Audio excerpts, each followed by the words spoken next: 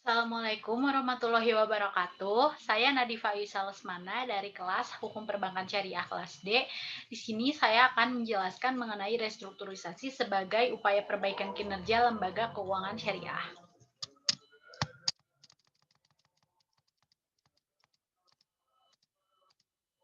Di sini ada 5 poin yang akan saya bahas. Yang pertama mengenai pengertian, bentuk, dan jenis restrukturisasi. Yang kedua mengenai tujuan restrukturisasi. Yang ketiga mengenai kinerja lembaga keuangan syariah di era pandemi.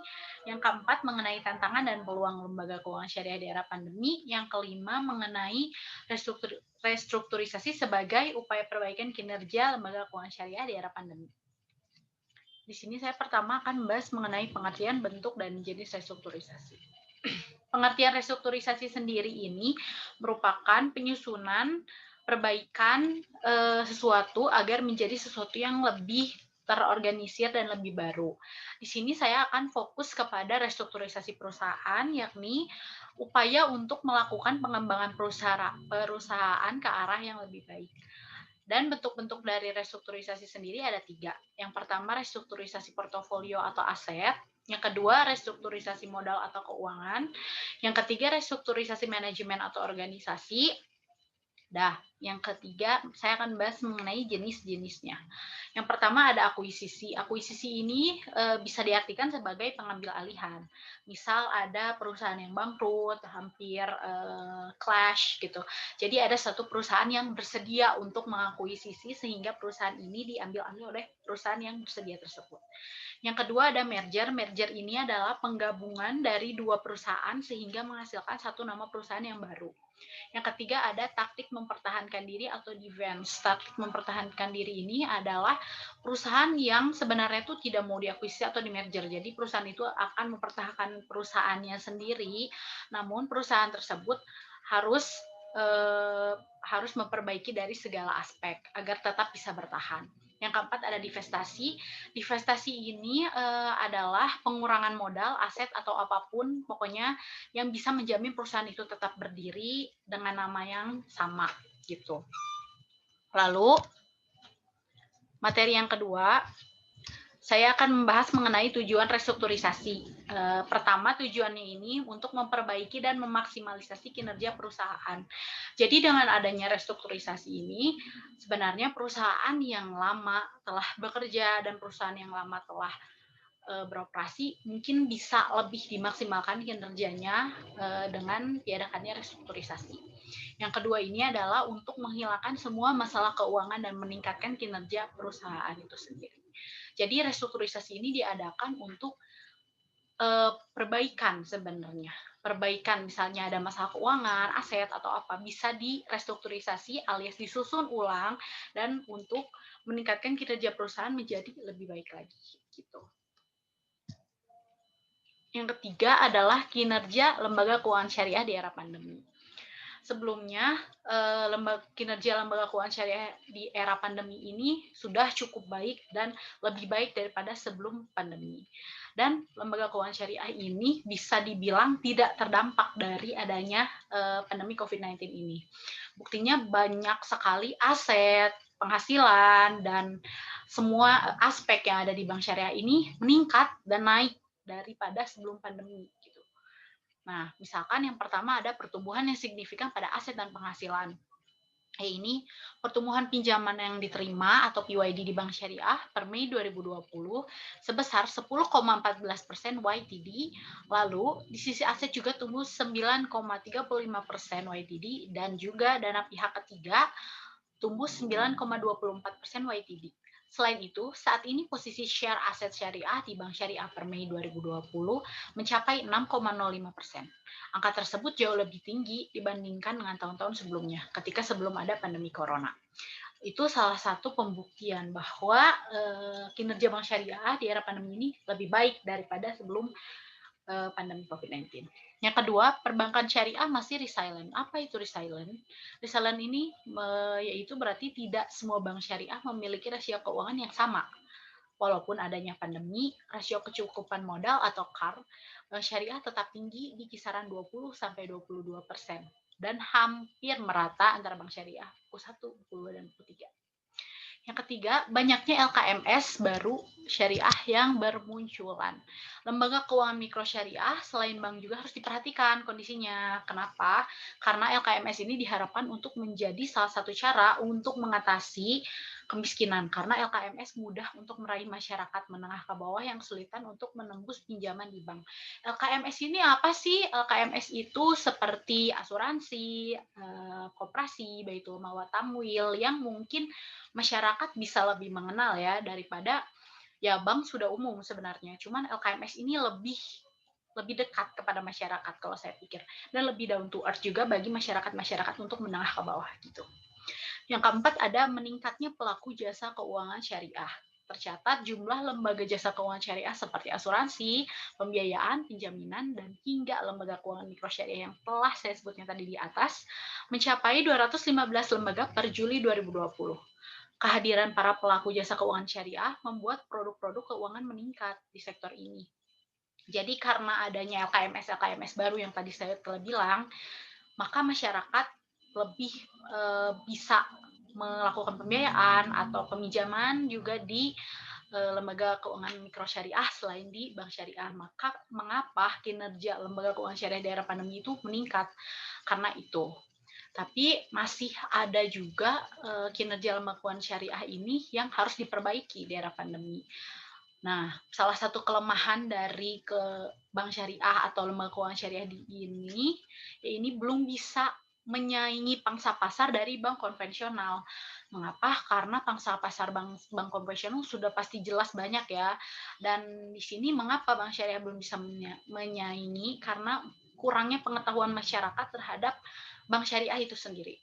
Jadi bank syariah harus melakukan mungkin menurut saya promosi yang gencar ya, agar bisa memberitahu dan memberi pengetahuan kepada masyarakat bahwa bank syariah itu menguntungkan loh gitu, tidak kalah dari bank konvensional dan bank syariah juga bisa lebih memberikan pendanaan yang secara halal dan secara baik kepada masyarakat gitu. Lalu yang keempat, saya akan membahas tentang tantangan dan harapan lembaga keuangan syariah di era pandemi. Tantangannya pertama yang akan saya bahas, resiko kenaikan pembiayaan bermasalah sebab ada usaha nabah yang terdampak pandemi. Nah, mengapa ini menjadi salah satu tantangan di era pandemi?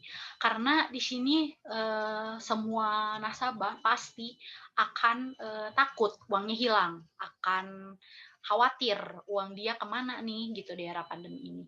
Jadi sebenarnya bank syariah itu harus mempunyai modal yang banyak untuk memenuhi keinginan nasabah dalam menarik uang-uang mereka. Nah, sedangkan di sini sedang pandemi gitu, jarang juga orang yang melakukan pembiayaan atau pendanaan kepada bank syariah. Jadi bank syariah itu kebingungan karena kehabisan modal untuk membayar kepada nasabah-nasabahnya. Jadi ini menjadi tantangan di era pandemi.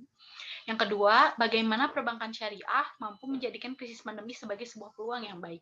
Nah, menurut saya ini era pandemi ini karena bank syariah tidak terdampak. Nah, bagaimana sih mereka untuk memperbaiki hal-hal yang mungkin agak terdampak atau yang belum bisa mereka ubah di era sebelum pandemi yang sekiranya bisa untuk diubah di era pandemi ini. Seperti menurut saya yang tadi, pangsa pasar itu. Nah, menggunakan sosial media mungkin bisa jadi lebih bagus ya untuk mengadakan promosi kepada masyarakat tentang pengetahuan bank syariah gitu. Yang ketiga, perbankan syariah harus terus menggencarkan upaya meningkatkan tingkatan inklusi dan literasi keuangan syariah masyarakat. Nah, itu memberikan pengetahuan, memberikan masukan mengenai bagaimana bank syariah bekerja atau bagaimana keuntungan nasabah jika melakukan pembiayaan di bank syariah dan produk-produk yang tidak kalah dari bank konvensional. Masyarakat tuh harus tahu seluruh aspek tersebut. Nah, bank syariah di sini harus gencar untuk mencari manajemen baru agar bisa menjelaskan kepada masyarakat dan memberi pengetahuan gitu.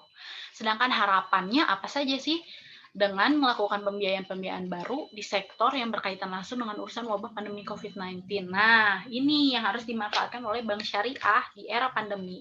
Pembiayaan-pembiayaan baru misalnya bagi kesehatan, bagi rumah sakit, bagi tenaga tenaga kesehatan juga, begitu.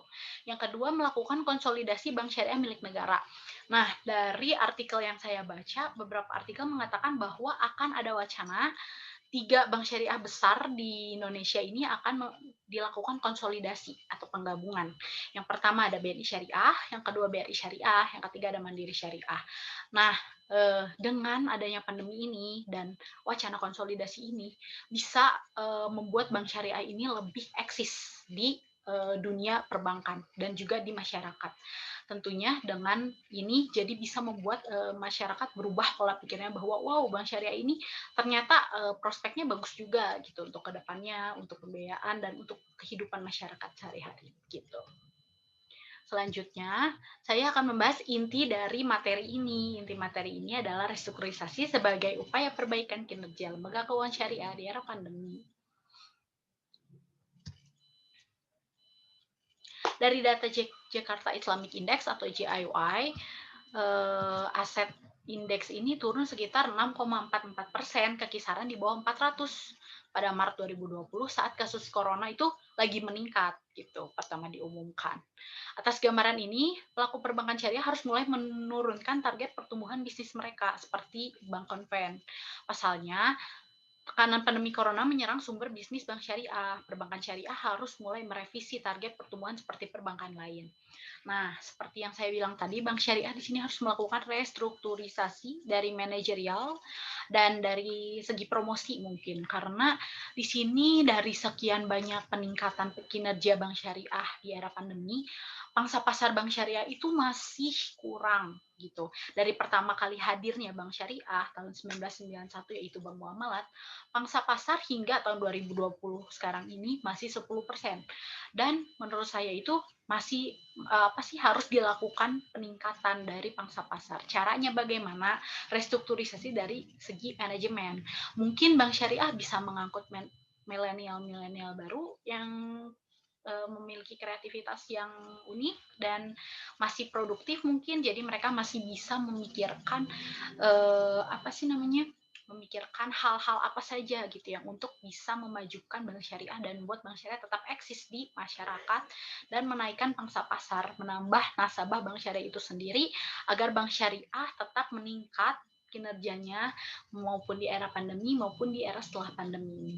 Menurut saya era pandemi ini yang apa sih menjadi sesuatu yang sangat-sangat tepat gitu untuk bank syariah melakukan hal tersebut karena orang-orang kan lebih banyak berdiam di rumah ya jadi pastinya orang-orang itu lebih bosan dan lebih tidak ada hal yang harus dikerjakan jadi mungkin jika ada promosi melalui sosial media atau melalui media massa saat ini orang pasti akan lebih bisa melihat bahwa oh begitu ya bank syariah ternyata di era pandemi ini gitu.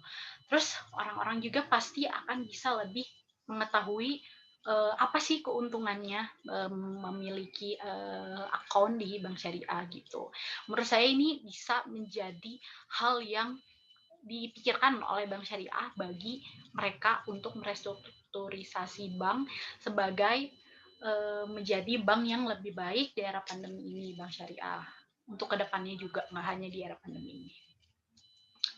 Sekian penjelasan dari saya. Terima kasih atas perhatiannya. Mohon maaf bila ada kekurangan. Wassalamualaikum warahmatullahi wabarakatuh.